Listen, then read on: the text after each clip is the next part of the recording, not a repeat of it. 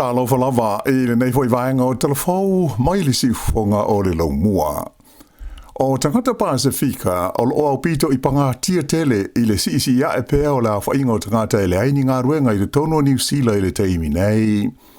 O le tūlanga na whaamau nia I whaamau maunga lo ia mai le mtanga ruenga whaamau mawina fwai numera le malo le Stats New Zealand ia na whaai lo mai I le vai aso na te nei. Nei loa ai nei whaamau maunga le si tia I le 5.3% o le au whainga o tangata e le aini ngā ruenga I le tono o le toru masina le ana wha uma I a se tema. Na whaalia mai e le wha tono o whainga wha vae a le wha rapo tonga o uni so wha atasi New Zealand, le New Zealand Council of Trade Unions o le rii e ngo ia Craig Rennie. O se au whainga o pito I mau wanunga lea I le tono o se teimi umi ua ma vae tu nei. Mai la whainga I se Lauano Ati o tangata e le aini ngā ruenga I le tonu le tunu atoa. O le se furulua tesi ma le 10% o I lātou nei o tangata Pasifika. O se au whainga ua whaalua I nai la whai mo isi tangata uma o New Zealand. O le masina o se tema o le tausanga taruai lua afe luas fulfa. Na tūrai mai ai le se furumulei waafe tasi le se lau le au whainga o tangata Pasifika sa le aini ngā ruenga. Pei tai la o le teimi nei, o le ua o atu le nei au whainga I le luas furuma le 5 wha se lau. E le ngata I lea, ai o lo atangia fo I whaamau maunga nei mai le mtanga ruenga o whainu mera whaamau mawina. O lo o whaawo pea o nā rui fo I lalo, le au whainga o tangata Pasifika I le aini ngā ruenga. O le fua sa iai le lua teu sanga taruai, na ono se fultoru tesi ma le tasi tangata atu motu, ono se fultoru tesi 10% o tangata atu motu e le aini ngā ruenga. Ai o le teimi nei, o le ua tūlai mai I le ono se fulu tesi ma le 2%. E atangi ai le to tele o tangata Pasifika ua ngā waa e tau ono whai ngā ruenga, ai o le whalavelave e le aini ngā ruenga. E ui ia tūlanga le manuia, ai tau Philippine Star tupe ia Nicola Willis, o le ua amata maalie ona toe le leile ta mao a inga o le atunuu. O le manatu e matuate e na malo si el tamaita I whaipule ia ka mel se puloni, o le suiso upu o le leipa mo mata upu tau tangata Pasifika. Ta ua se puloni, e le aini fōringa o se le lei o le ta mao a inga o New Zealand, ai na o le pangatia o lo ofea ngai pea ma se vaenga tele o le atunuu, ona o whainga whaamai a le whainga malo o loo tū nei I le foe. O whailoa mai whala wai tele le malo New Zealand, ia se fuafuanga e tautonga whitia ai a whaina tele ma fua mai, ona o le waila au whaasaina o le methamphetamine I le tonu o le atunuu. O le nei fuafuanga e au whi ai le sanga whaamalo sia leo puipuinga o tua oi, ai mai se I malai maalele ma wafu, ma ia sanga wha le leia au o nanga mo tangata ia uwailonga o nā whaina, ona o lātou wha o ngā ina o le nei waila au whaasaina, ai wha pe ai ma le si tia o la wha inga o ngā luenga tau le puipuinga o le ngā te whale, ina tāo whi ai tau mu whainga e wha a wala mai ai do tono o New Zealand, ia lea waila au whaasaina. Whaalia le Minister of Amisnonga ia Paul Colesmith, o le waila au whaasaina le nei o le meth, wailonga o nā avea ma whaafita uli onga I le tonu o le tunuu. Wailoi whaamau maunga, ua whaalua ina la whaai o tangata ua maua o lātou whaonga ina le waila au whaasaina le nei, I le tausanga ua mawai. Mai o le tūlanga ua mai tau ina I le si tia o soli ngā tū la whono, ma le hawhaina ai o le soifuanga o le to tele o tangata. Ta ua le Minister, ua tau whai nei le whai ngā mālo, ina ia whaai titia la whai inga o tangata a whaina, ona o soli ngā tū la whono, e mafua e le whaonga ina o lea waila au. O suenga sa whai e le sua vai na wha mauni ai le si tia mai la whainga e fitu se lau tolus furulua I a kilo o le waila au le nei na whaonga ina tangata I te tono New Zealand le tausanga I lua afe luas fultoru le ua atu I le afe wha se lau tolus fulufa kilo I le tausanga na te nei lua afe luas fuluma le wha. E le ngata I lea, ai sa si tia foi I le lua se lau onus furuono pasene, le au whainga o le meth na maua I le tonu o New Zealand nei, I le tonu o le 5 tausanga ua tuanai. Mai ua wha tawina o le tausanga a toa taruai, lua afe luas fulma le wha, e tusa ma le tasi ma le afa piliona Tala le tau o afa ina lau tele na tula i mai le tonu New Zealand ona o le nei lama vaila au whaasa ina tolus fulu miliona Tala le o wha moe moe o la wha anu i le tonu o le isi whātau sanga e wha malo si ai ngā luenga ma pui puinga mo le methamphetamine ato ai ma le wha malo si o wha asara launga whala wai tele e wha te taulea i le matautia ma le te lea le a whaina e a awhi ai le soi fua tangata ona o le nei lama vaila au whaasa ina o le meth.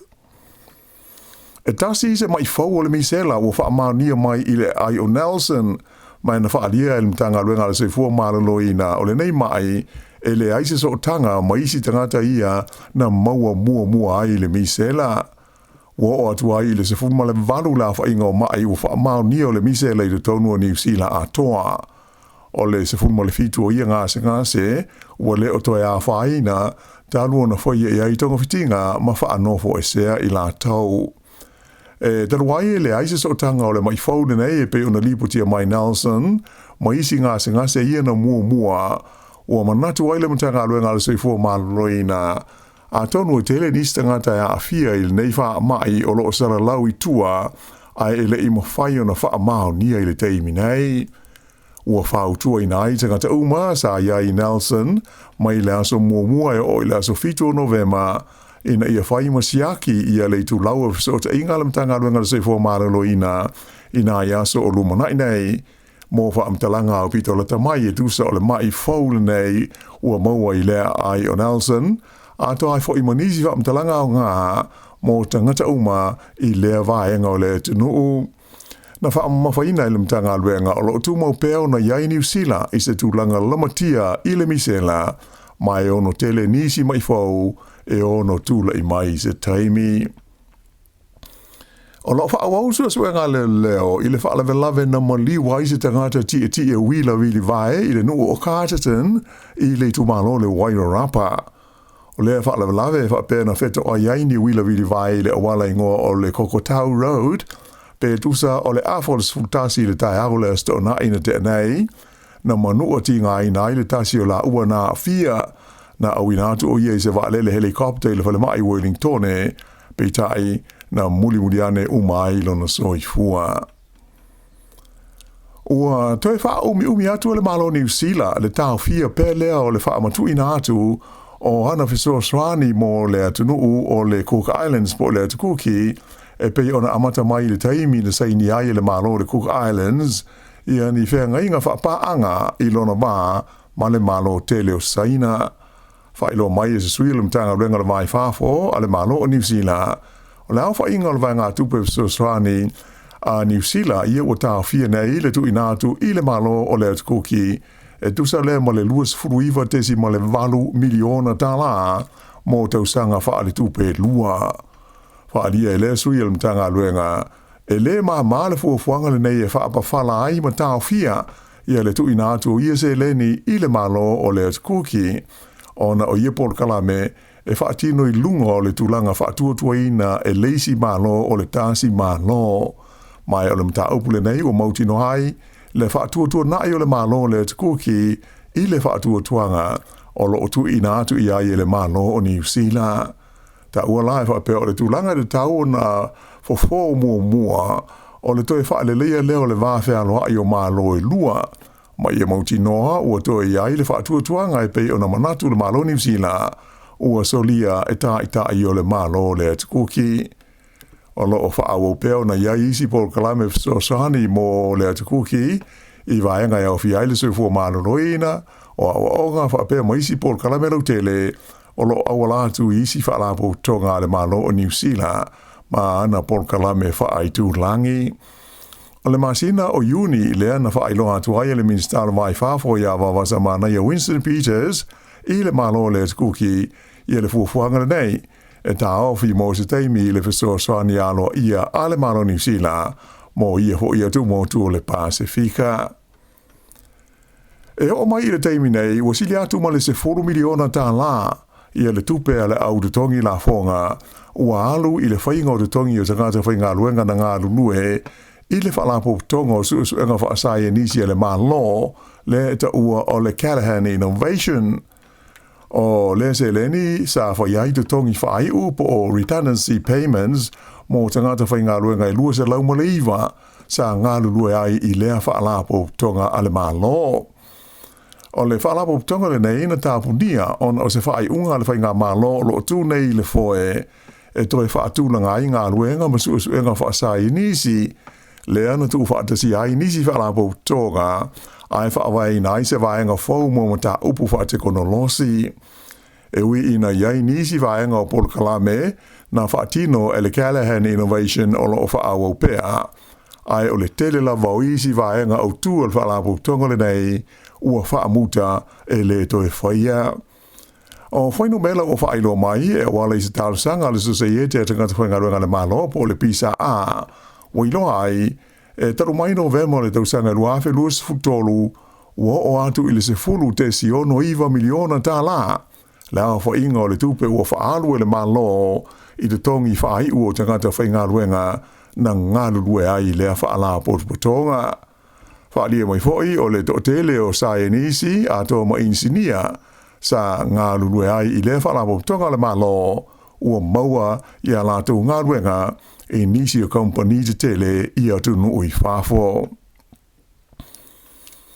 E le Pasifika, ua atu I le luas furulua la whainga o tangata ua mautinoa ua mariliu ina ua tanu mia I se solo ele le nui ngoa o Kukas I le tūmalo o Enga Province I le vaenga maunga o le tunu o Papua New Guinea. O nei whaalawalawa le natura sa hawhia I le nui le vaeasa o mamae mai na whaalia I se lipoti le wale sfasa laua New Zealand o lo ngāru lue pēr tangata o au nanga la vehai I le tausa I lia leo isi o lo masalumia o lo tanumia I lalo le palapala. Whailo mai e se sui o le pūlenga malo I le Highlands o Papua New Guinea o se tūlanga whaanoa no tele le nei whaalawalawe o na o mea ua whaaleanga inai a toa ma le tele o soi fua o tangata ua mau mawai. I le motu o Nauru o lea ua amatau na ti potiana I Nauru e le malo Australia I a tangata e le onisi tseni o Australia I lalo o se whengainga whaapitoa I le vāo I a malo e lua. O le vaenga mua to tolu o tangata nei o taunu watu nei I Nauru ina ua umo na sainia I a le whengainga e whaitau 4 miliona Tala e a fia ai. Mola ave se leo I lātou ia mai Australia ai whaano nofo ai te tonu o Nauru. Ta ua fo I le nei lipoti e to o valuis tangata o le o ta fia le mano Australia o lo o talia nei le taimi e ti poti e tuai I lātou I Nauru. E le o whailo ina mai whala wai tele I a le awiri linga o le whengainga whaapitole nei le vāo Australia o Nauru. Aina ta ua I se whaasera launga a le wales whaasera lau New Zealand e tusa ma le lua ma le awha piliona Tala o le a tongi na atu le malo Australia I le malo o Nauru I lano aia inga o le nei whengainga I le tonu o le tolu sifuru tusanga o Lumanai. E iai se supermarketi fau ua de tala ina nei I Upper Hutt, mai ufa moe I a le e ona le tau mawhainga o le a avele latu o unanga fau ma fesosoane I le tunu ufa atau I le iai leo se I supermarketi e a ngā iai e se mai lea I supermarketi te tele lua I lea fo I vahenga o le lau mua I Wellington. O le supermarketi fau tu ma oti le nei e wha ingoa ina o le Plenty Foods e whaururu I le lewhai business I Wellington o Henry Hudson mai na te talalo ia I le stofi na tenei I le pitanu o Brewtown. O le lil nei o Henry Hudson o ia hoi e ona ia le supermarketi lea e whaingoa ina o le Super Save I le pitanu o Nae. O lo wha me moile nei ali e whawhai ngāruenga ina I lana supermarketi faule nei ia ni tangata whai ngāruenga o atu I le whaase hulu lao whai. Whaalia mai e le tamaita I pule nuu o i nei o Upper Hutt I a Perry Z o se mele le tele le iai o seisi supermarketi e tau wā ma supermarketi te tele o le Pack and Save ma le Countdown ma ia mau ai fo I mani ngāruenga mo le tūpulanga tala vau. E tālonga I ne tipolo fa ale vao malo le Silver Ferns a New Zealand I le la tālonga whaitawina mua ma sikoti lani I le vaveao na li la I le ai o Glasgow o ai o le tālonga e onus fultolu New Zealand I le fast fultasi a le Thistles a Scotland o le whaatoa toi o lea o le Silver Ferns e ta aloi te tono i Skotilani, taru mai i ta longa le Commonwealth i le tausanga i lua awhisa fulu whaa. Toi tasi le ta longa whaitawina i le vāo au e lua, o lo o te toe o le i malangane le Silver Ferns e ta alo ma Engelani. I le kapi wha le vāo malo na malo le manu Sāmoa i le aua le tunu o Brazil i le la ta longa i Dubai i le tai au le Sā. O ai o le ta longa e fast fulu valu Sāmoa i le se fulu o Brazil mai pei o na silofia o le ta longa mua lea le manu i le taimu sanga whai ule nei sa ili aiso la te wawanoa mo le ipo le langis o nei e whaia i au se tā lia. O le ta'alonga lona lua o le taimu nei i Dubai na malo ai le aua Pelsauma po Belgium i le aua le tunu o Namibia o ai o le nā ta'alonga i luas fulu Belgium i le se fulu o Namibia. E mai na whaalia, o lona winga a whai e maa lo le manu Samoa Namibia, o lona winga o wha mautua i lo ma lato wawanoa mo ausita lia i lua awhe lua sifulfitu i le ipu a le lalolangi. I la kapi liki o le kiwi e New Zealand le o si mpini le taumusanga o la kapi e le Pasifika i le neitusanga ina ua malolo ai le toa Samoa i le lasu ngā fusi le ai o Sydney i le sa anafi. Ai o le ta longa mata ina e pei ona sila ma mai mo iai, tolus fuluono New Zealand, i le se fulfa le toa Samoa. O leisi ta longa mata ina o la kapi liki le sa, na whai e Sydney, le ana malo ai le aua le Cook Islands ia a velika i saute, mai ua wha mautu ina aima le avanoa le aule nei le atakuki, e tau vai la tau i le ipo le laulangi i le lua awhi luas fuluono. Ai o le ta longa e 5 le Cook Islands i le ono a awhelika i saute. O isi au ia o le atau vai le taumusanga tele le tausanga asau e au fi ai le aua Australia o Engelani, Fiji, Falani, New Zealand, Papua New Guinea, Samoa, Tonga, whapea ma le aua Wales. Ai kirikiti wha ale vāo mā lo. Ua lua mā lo so o le aua li i New Zealand le Black Caps i le la series o ta longa pupu uta i luas furuava, ma le au si i mai le West Indies, le o lo o iai nei te tonu o New Zealand. O lona tolu o ta longa i le vāo au e lua, le sa whai e Nelson, a nafi, na manu malo ai New Zealand i aieiva,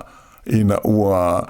la tau le maua le se lau fitus fufitu o ai o New Zealand, na ta tā mua.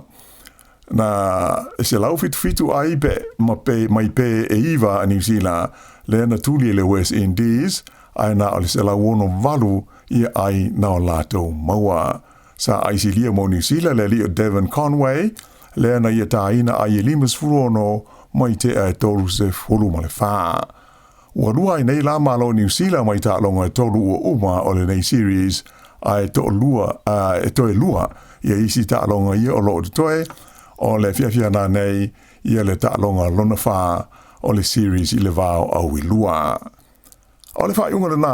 o le nei vaenga o telefau.